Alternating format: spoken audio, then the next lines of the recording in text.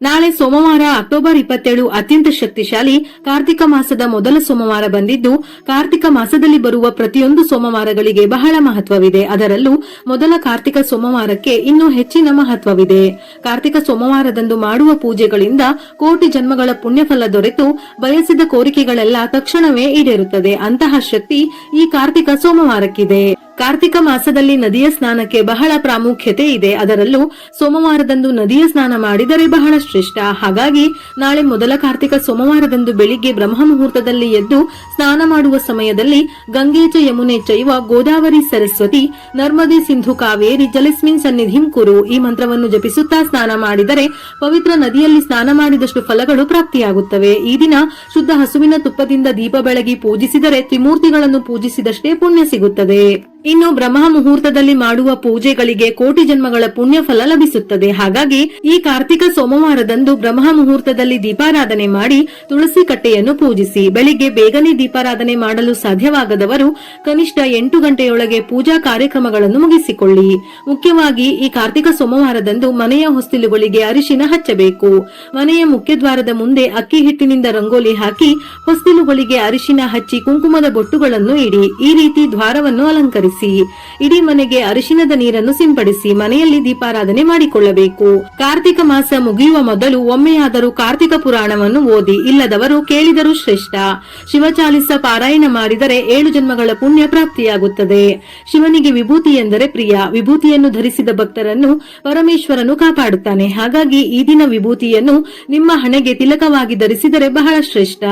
ಅದಕ್ಕಿಂತ ಮುಖ್ಯವಾಗಿ ಸೋಮವಾರದ ದಿನ ತಪ್ಪದೆ ನಿಮ್ಮ ಮನೆಯ ಹೊಸ್ತಿಲಿನ ಬಳಿ 2 ಮಣ್ಣಿನ ದೀಪಗಳನ್ನು ಬೆಳಗಿಸಿ. ಈ ದಿನ ಶಿವನಿಗೆ ಪ್ರಿಯವಾದ ಬಿಲ್ವಪತ್ರೆಯನ್ನು ಅರ್ಪಿಸಿದರೆ ಶಿವನು ಸಂತೃಪ್ತನಾಗುತ್ತಾನೆ. ನೀವು ಬಯಸಿದ್ದೆಲ್ಲವೂ ಖಂಡಿತವಾಗಿಯೂ ನೆರವೇರುತ್ತದೆ. ಈ ದಿನ ಶಿವನನ್ನು ಕಣಗಿಲೆ ಹೂವಿನಿಂದ ಪೂಜಿಸಿದರೆ ಅಪಾರವಾದ ಸಂಪತ್ತು ಪ್ರಾಪ್ತಿಯಾಗುತ್ತದೆ. ಈ ದಿನ ತಪ್ಪದೆ ತೆಂಗಿನಕಾಯಿಯ ದೀಪಾರಾಧನೆಯನ್ನು ಮಾಡಬೇಕು. ತೆಂಗಿನಕಾಯಿಯಲ್ಲಿ ತ್ರಿಮೂರ್ತಿಗಳು ನೆಲೆಸಿರುವುದರಿಂದ ದೀಪಾರಾಧನೆ ಮಾಡಿದರೆ ಬಹಳ ಶ್ರೇಷ್ಠ. ನಿಮ್ಮ ಕೈಯಲ್ಲಿ ತೆಂಗಿನಕಾಯಿಯನ್ನು ಹಿಡಿದು ನಿಮ್ಮ ಮನಸ್ಸಿನಲ್ಲಿರುವ ಸಂಕಲ್ಪವನ್ನು ಶಿವನ ಬಳಿ ಶ್ರದ್ಧಾ ಭಕ್ತಿಯಿಂದ ಪ್ರಾರ್ಥಿಸಿ ನಂತರ ತೆಂಗಿನಕಾಯಿಯನ್ನು ಸಮಭಾಗವಾಗಿ ಬರುವ ಹಾಗೆ ಒಡೆಯಬೇಕು.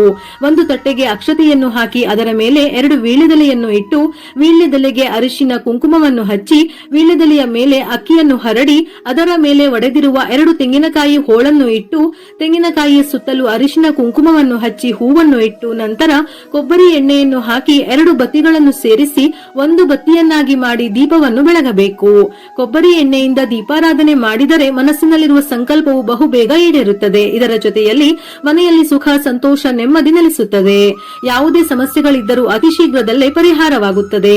ಮಕ್ಕಳ ವಿದ್ಯಾಭ್ಯಾಸದಲ್ಲಿ ಒಳ್ಳೆಯ ಪ್ರಗತಿ. ಒಟ್ಟಿನಲ್ಲಿ ನಿಮ್ಮ ಯಾವುದೇ ಸಮಸ್ಯೆ ಇದ್ದರೂ ಶೀಘ್ರ ಫಲ ಸಿಗಲು ಈ ದೀಪಾರಾಧನೆಯನ್ನು ಮಾಡಬೇಕು.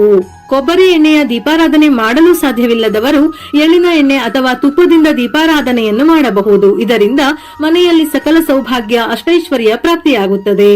ಒಂದು ವೇಳೆ ಈ ದಿನ ತೆಂಗಿನಕಾಯಿ ದೀಪಾರಾಧನೆಯನ್ನು ಮಾಡಲು ಸಾಧ್ಯವಾಗದವರು 2 ಹಿಟ್ಟಿನ ದೀಪಗಳನ್ನು ತಯಾರಿಸಿ ಅದರಲ್ಲಿ ದೀಪಾರಾಧನೆ ಮಾಡಬಹುದು. ಈ ದಿನ ದೀಪಾರಾಧನೆ ಮಾಡಿ ಉಪವಾಸ ಮಾಡಿದರೂ ಬಹಳ ಶ್ರೇಷ್ಠ. ಮುಸ್ಸಂಜೆಯ ಸಮಯದಲ್ಲಿ ಶಿವಾಲಯ, ವಿಷ್ಣು ಸನ್ನಿಧಿ ಅಥವಾ ಮನೆಯಲ್ಲೇ ತುಳಸಿ ಗಿಡದ ಮುಂದೆ 365 ಬತ್ತಿಗಳ ದೀಪವನ್ನು ತಪ್ಪದೆ ಬೆಳಗಿಸಬೇಕು.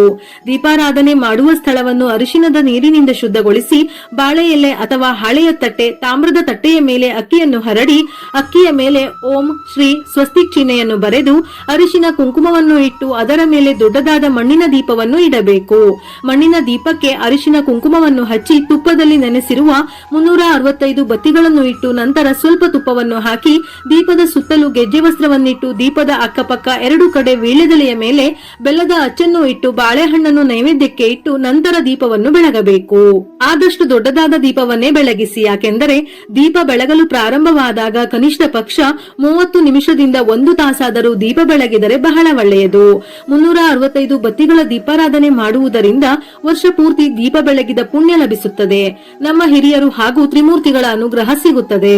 ಮನೆಯಲ್ಲೇ ಈ ದೀಪಾರಾಧನೆ ಮಾಡಿದರೆ ಬಳಸಿರುವ ಅಕ್ಕಿ ಬೆಲ್ಲದಿಂದ ಸಿಹಿಯನ್ನು ತಯಾರಿಸಬೇಕು.